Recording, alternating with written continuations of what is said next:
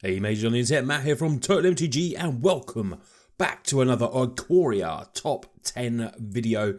And I didn't say Ikoria. How many times will I say that? I've got a problem. I cannot stop saying Ikoria instead of Ikoria. Oh, punk count one. I know there's going to be a few of them today. So, we're going to have a look at the most expensive cards potentially in this new set of Ikoria. It's the Rares and Mythics. And today, I'm going to give you what I think are the top 10 Rares or Mythics. There's going to be quite a few honourable mentions at the end as well, because there's just so many great cards, I feel, from this new set. So, without further ado, we're going to get on with the video. But first of all, let me say, if you haven't seen the uncommons and the common videos, make sure you go and check them out as well. Give me top 10s on both of them as well, which could be good for your limited games and obviously some for standard and other sets as well, just like this one. So let's have a look at the first card, and I'm going to say Vadrok Apex of Thunder is one of my top rares in the set. I love this card. It is the JESKAI colours, blue, red and the white. You get an elemental dinosaur cat. Legendary creature. It's a 3/3 with flying and first strike.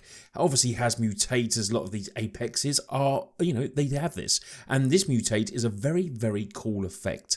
So whenever this creature mutates, you may cast target non-creature card with coveted mana cost 3 or less from your graveyard without paying its mana cost. This sounds amazing. So what could be something really annoying to bring back? Maybe Baby Teferi. So you just get rid of that Teferi. This will mutate and then you'll be able to cast that for free. Just sounds dirty to me. Wow, that even rhymed. A lot of people are excited about this card. Some people are talking about, let's put it on Krenko. Krenko would be amazing, and just putting it back.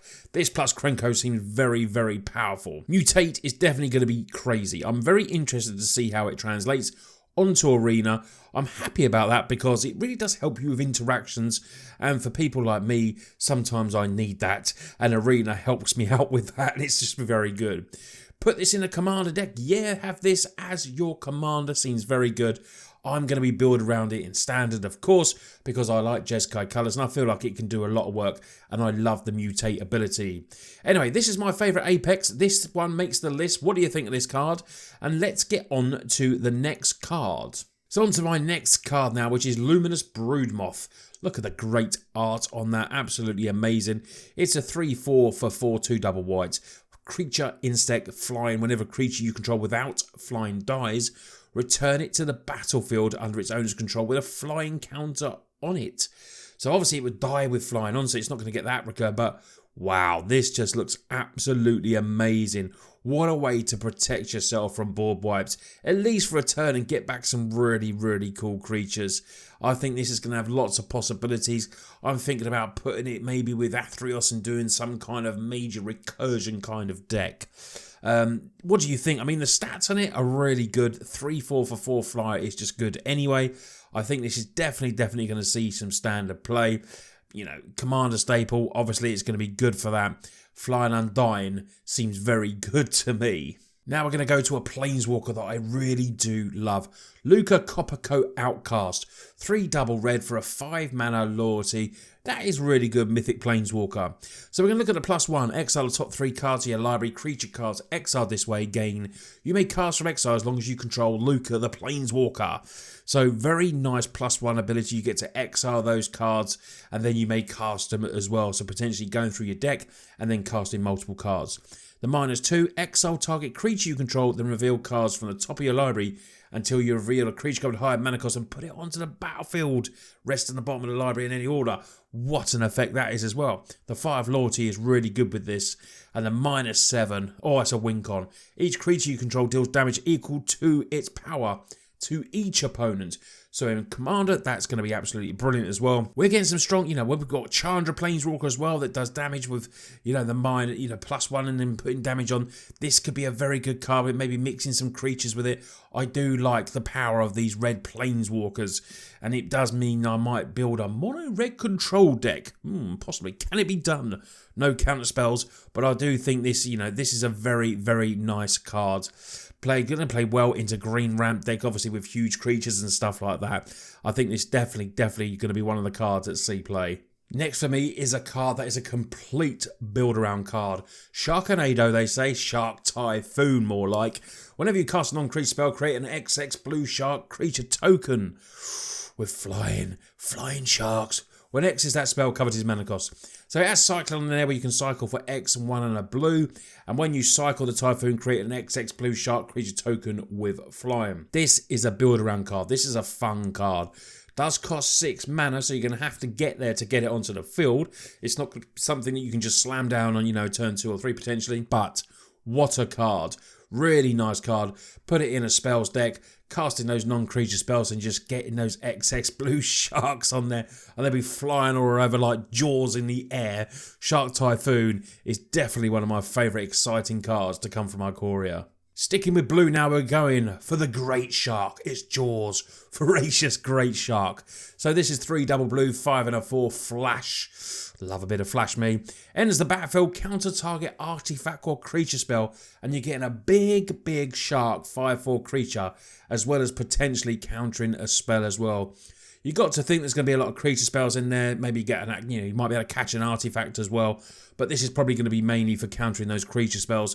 And then you're getting a big 5/4 shark. I love the idea of this card. I really do like it. Maybe we can get it down a little bit earlier. Maybe you can mix it in with green, get a little bit of ramp in there as well. But I do think this is, you know, I don't know about control, but maybe it could be. It could, you know, maybe it's you've got your dream trawlers in there. Maybe this is just another big creature that you can come in there. Obviously, it's not in dream trawlers, even ballpark, because that is one of the most broken cards ever.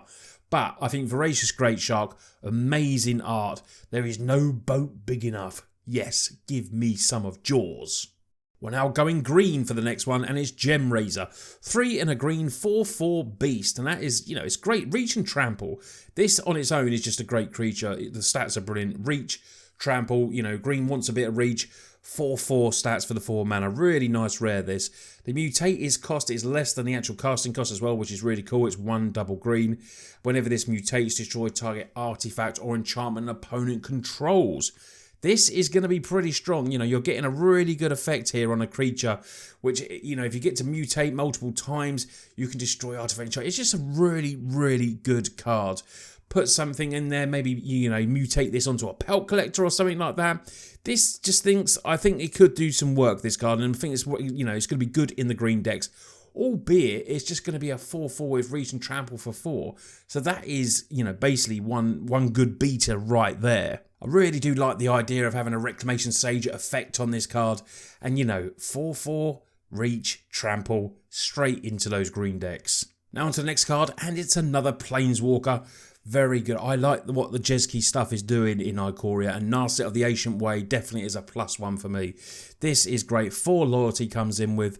You gain 2 life, add blue, red, or white. Spend its only mana cost non-creature spells. So this is going to be great in a, you know, Spells Matters deck. You're going to gain life, which is really good. And then you're getting a bit of ramp in JESKAI. I mean, what's all that about? The -2, draw a card, then you may discard a card when you discard a non-land card. This deals damage equal to that card's mana cost to target creature or planeswalker, not to opponent. That's a bit, you know, it would have been nice if you could do to any target. Probably a little bit, I don't know, would it be too strong? I'm not too sure, but at least you can attack planeswalkers with it as well. And that amazing emblem, you get an emblem whenever you cast a non-creature spell. This emblem deals 2 damage to any target. Stick that with the Chandra, you know, big Chandra when you're doing a +1 where they're getting damage at the beginning of their upkeeps. And then whenever you're casting spells doing 2 damage as well, that is going to be a quick end game to having some JESKAI control in there. I really do like Narset, and I really hope I pull some on Arena or hopefully in paper as well. Sticking again on the JESKAI theme, I told you I had some great cards here. Whirlwind of Thought. What a great enchantment this is. Whenever you cast a non-creature spell, you draw a card. So you can see the interactions I'm thinking of here with like the other JESKAI spells doing damage. This, you know, when you're casting non-creature spells, I think this JESKAI spells deck is going to be super strong. It has some really good cards in. You're going to be able to draw cards with this Whirlwind of Thought, do damage as well. It just seems to sync up so perfectly for me. The synergy just looks really good. When you're looking about this as a set that's got a lot of creatures in, you want to go the opposite way to that and go non-creature spells, you are going to have some tools here ready to hopefully deal with them. It's a card that everyone is a bit up in air. Some people, you're either going to love this card or hate it. It's no JESKAI Ascendancy or anything like that. You know, it's a different type of card. But I do think Whirlwind of Thought, for me personally as a brewer, I'm going to enjoy building around this card. Next we're going Izzet with Rayel, the Ever Wise. A lot of chatter about this card. Commander players are loving it. Going to have it straight in there as their commander. Rather, the Ever Wise gets +1/+0 for each instant sorcery card in your graveyard. Whenever you discard one or more cards for the first time each time, draw that many cards. It's a 0/3 for 1 a red and a blue human wizard. So going to go straight for those wizard spells. I think this card is really good. This card doesn't really seem to have many downsides to it. You can turn it, straight into an upside. I think this card is definitely going to do work in a Spells Matters deck without a doubt. JESKAI Cycling, getting a nice engine for that is going to work very well with that as well. Could you put this in like a cycle control deck for JESKAI? Possibly. JESKAI seems to have some very, very good cards in this there. It's not just going to be about all of the big creatures. I feel like there's, we're definitely going to get a few different decks out there. That's really what I'm hoping.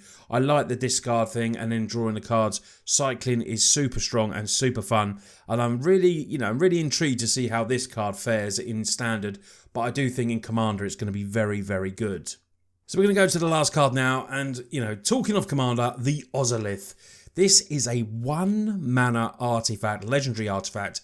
Whenever a creature you control leaves the battlefield, if it had counters on it, put those counters on the Ozolith.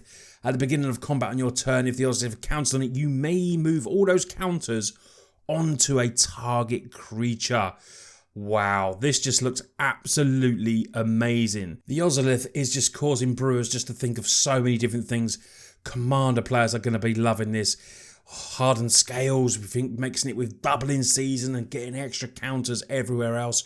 Maybe putting something on, like with a commander like Brago, you could just get 1 strike wins potentially, putting loads of counters on, and then going with your Voltron commander as well. But any undying creatures, walking ballista, sack engines, there's so many different possibilities that you're going to be able to do with this. And it's 1 mana, which is absolutely amazing. I'd be really interested to know in the comments below. Let me know what you think you could do with the Ozolith. I really, really would like to know.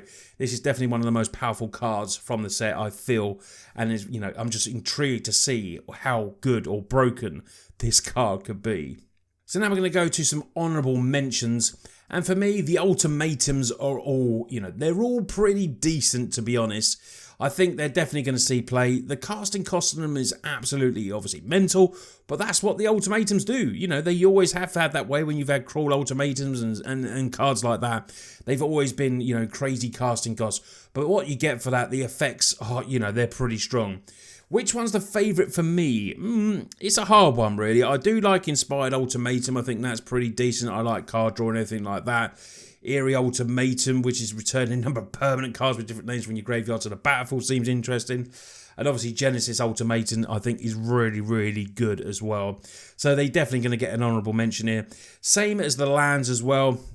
The Triumph lands, they've got to be mentioned. Cycling lands, really, really strong. Didn't put them in the list, but obviously they're very, very good cards. And they're definitely worthy of an honourable mention as well. I think the companion cards all look very interesting as well, especially after playing with these yesterday in the early access event. I didn't want to put them in the actual top 10. They just want to get in honourable mentions because they probably would take up a lot of the spots. But these are very, very good cards, and they're very exciting cards to build around as well. So make sure you get to play with some companions. They are powerful. Kinnan Bonder Prodigy is one that very, intrigues me quite a lot as well. Whenever you tap a non-land permanent for mana, add 1 mana of any type that permanent produced. So, you're talking your mana dorks producing extra mana. It's a 2/2 for 2 and has 7. Look at the top 5 cards of your library. You may put a non-human creature from among them onto the battlefield, put the rest on the bottom of your library in a random order. Interesting that this is a human itself, so if you're having this as your commander, you're going to have a mixture in there. This is looking for non-humans when you'd have a human commander. So very interesting, but I do think it's a card that is, is pretty strong. get those mana dorks in there, and then doing the +7 to find what you need. I feel like this is a card that people are obviously going to build around, even though it's a funny interaction of non-human and humans there. But these are my honourable mentions. Let me know if any, there's lots of great cards in this set in the Rare and Mythics Day. Put in the comments what you think are really good cards. This was my top 10 with some honourable mentions. I feel like, the ones I picked are pretty strong. Any you disagree with, just let me know. Or if you would just personally like something else, like I said, let me know in the comments. Like I said before, don't forget to go and check out the common and uncommon video. I would really appreciate that. If you can give the video a big thumbs up and subscribe if you're new. I try to chuck out so many videos at the moment because, we're all bored at home. And obviously we're on lockdown, so I hope everyone's safe and well. But, we'll get through it. We'll get through it, and magic does help us. Anyway, you lot take care, and I will see you on the next video.